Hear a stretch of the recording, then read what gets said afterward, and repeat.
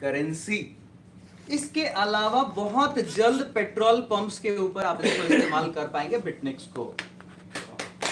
इसके अलावा ओला cab, Uber cab में भी बहुत जल्द इस्तेमाल कर पाएंगे और धीरे धीरे इसी तरीके से जो ग्लोबल सिस्टम्स हैं उसमें धीरे धीरे इसके एक्सेप्टेंस को बढ़ाया जा रहा है। तो सोचिए क्या डिमांड होगा। इंडिया में जो भी फालतू करेंसी रही है जिसमें देख के खुश होने वाली बात थी, उसमें आप लोगों ने इससे पहले ग्रोथ देखा है, तो इस ग्रोथ को समझिए, इसका क्या वैल्यू बनेगा एज अ करेंसी। एक्सेप्टेंस है ना, लेने वाले लोग है ना, चाहे उसकी कीमत जो हो जाए, चाहे आज के डेट में मान के चलिए 1 रुपए की वैल्यू में आपने ले लिया और आईडी कितने में लग रही, 14,500 में, 2 रुपए हो गए वैल्यू, तो आधे क्वाइन में आपकी आईडी लग गई। कल को हो सकता है 14,500 की एक क्वाइन भी हो गई तो भी तो आपकी आईडी उतने में ही लग रही। यानी कि वैल्यूएशन चाहे उसका जो हो जाए, कैलकुलेशन अगर एक्सेप्टेंस है तो बढ़ना तय है। ये क्लियर है? या जो भी हो आने वाले टाइम में उसका ग्रोथ आपके सामने होगा, क्योंकि सप्लाई कम है, डिमांड ज्यादा होने वाला है। सप्लाई से ज्यादा डिमांड होने वाला। सप्लाई अब जब एक्सचेंजर कंपनी लेके आई है तो एक्सचेंजर पे मौका मिलेगा लोगों को ट्रेड करने का। एक्सचेंजर कंपनी का खुद का है और इंटरनेशनल एक्सचेंज पे भी आपका कॉइन लिस्टेड आपको बहुत जल्द दिखने वाला है। लगभग मुझे लगता है कंप्लीट हो चुका है, बहुत जल्द आपको उसका अनाउंसमेंट भी मिल जाएगा। तो इंटरनेशनल एक्सचेंज पे आपके कॉइन का होना ये अपने आप में उसके वैल्यू को बहुत बड़ा कर देता है।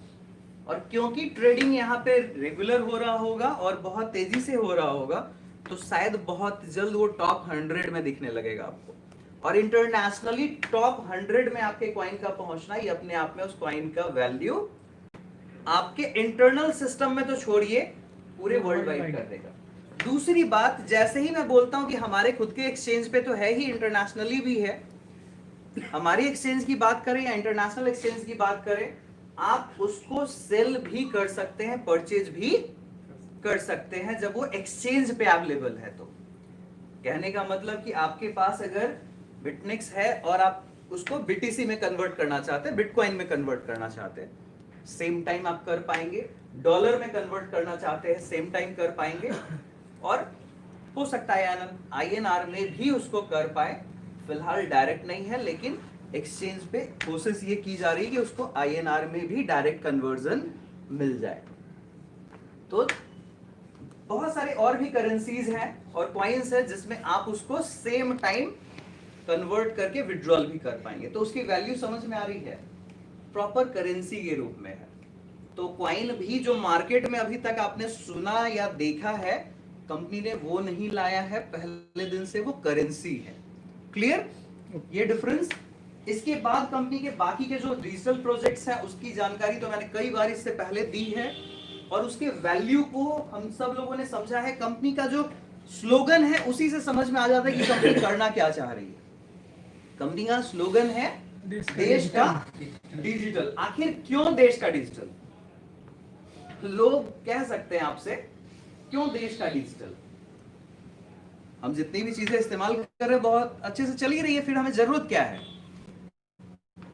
तो आप बड़ी आसानी से उनको समझा कि चाहे तुम्हें जब समझ में आए, देश का डिजिटल तो करना ही पड़ेगा। शायद एक टाइम था जब व्यापार के माध्यम से ही हम लोग 200 साल गुलाम रहे थे। सिर्फ व्यापार की वजह से हम लोग